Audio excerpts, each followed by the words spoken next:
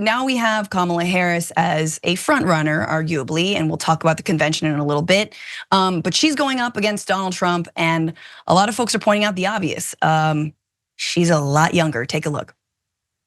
Kamala Harris has her work cut out for her. She's running against the oldest nominee for president of the United States in American history. And so when you have this type of change election, when you have this type of generational divide that you have, it's a question of whether or not you want to go backwards with Donald Trump or forward with Kamala Harris. I mean, the man is nearly 80 years old.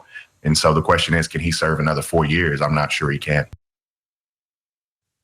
My, how the tables have turned on the who's old question so quickly with obviously Joe Biden dropping out of the race and endorsing Vice President Kamala Harris. And there you have Bakari Sellers pointing out that Trump is old and according to his RNC speech, pretty boring and he's tired. He just seems tired. And so it is a good angle for Harris to hit. I would also say that she, being a former prosecutor, now going after a convicted felon or going up against a convicted felon, not a bad little matchup there.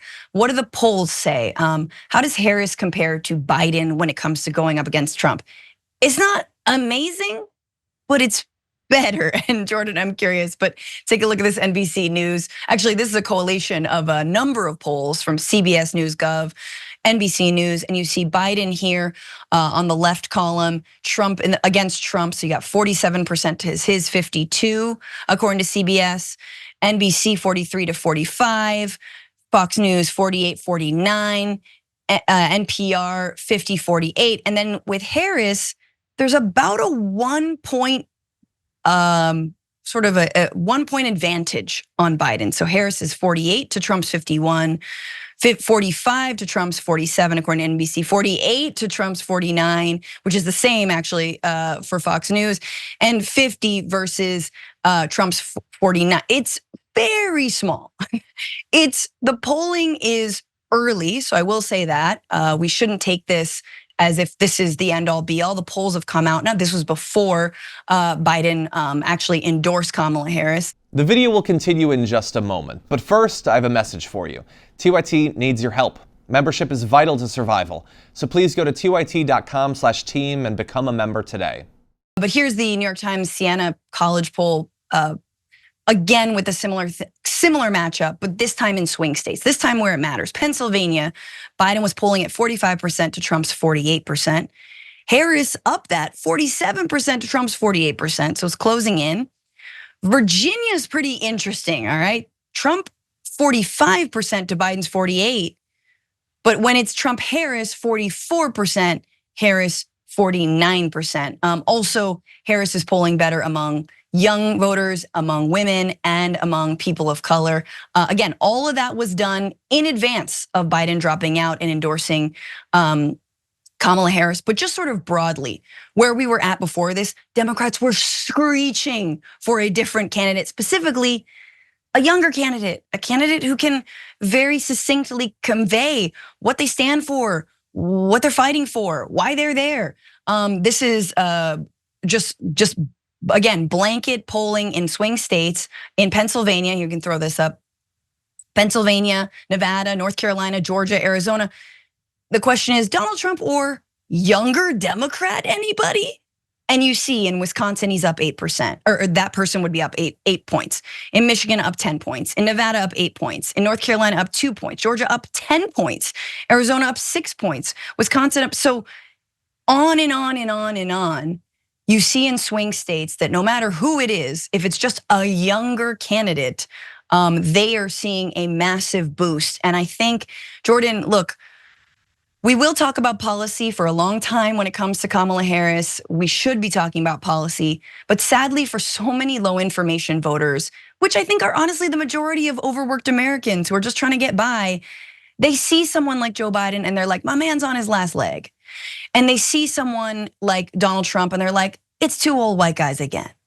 And when you see someone, anyone who's younger, who again is cogent, is compelling, is different, it's a novelty thing, it's their younger thing. It is on its face a huge boost for that candidate and that party. Yeah, absolutely. The line that we've heard going back to 2020 was, I want a choice that isn't an old white guy. And now they have it. And of course, there are going to be caveats and criticisms of Harris's policy. That's great. That's part of living in a democracy. That's part of our political system. It's essential. And by no means will she be a perfect candidate. I don't even expect her to be a robust progressive if she's elected. But the alternative is Donald Trump. The alternative is a Project 2025 backed psychopath who has zero regard for our system. Yeah. He's a lunatic. It's just, we know what a Trump administration looks like. So stability is what I think a lot of people look for. And we saw that play out in 2020. It was a big factor. People weren't voting because they liked Biden. They just wanted some sense of normalcy after 4 years of chaos, ending with the madness of COVID. So she will probably get a boost once her campaign really gets fleshed out. You're going to see much younger, energetic supporters interact with the campaign and support the campaign when they would not with Biden. So even just in the past 24 hours, look at how the internet has reacted to the party presumably circling around Harris. We saw Charlie XCX memes everywhere. Charlie XCX herself tweeted about Kamala Harris. We're falling out of the coconut tree. We are living in a context. We're unburdened by what has been. Ready? What is it? Yeah. I don't care. We're there. We're so there. It's true. It's like the memes are dank. Like, say what you will, the memes are dank.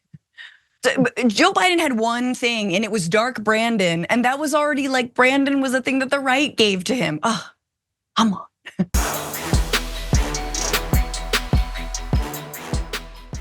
When you click the join button and become a tier 2 member, you get access to all of our weekly top 10 lists. What are you waiting for?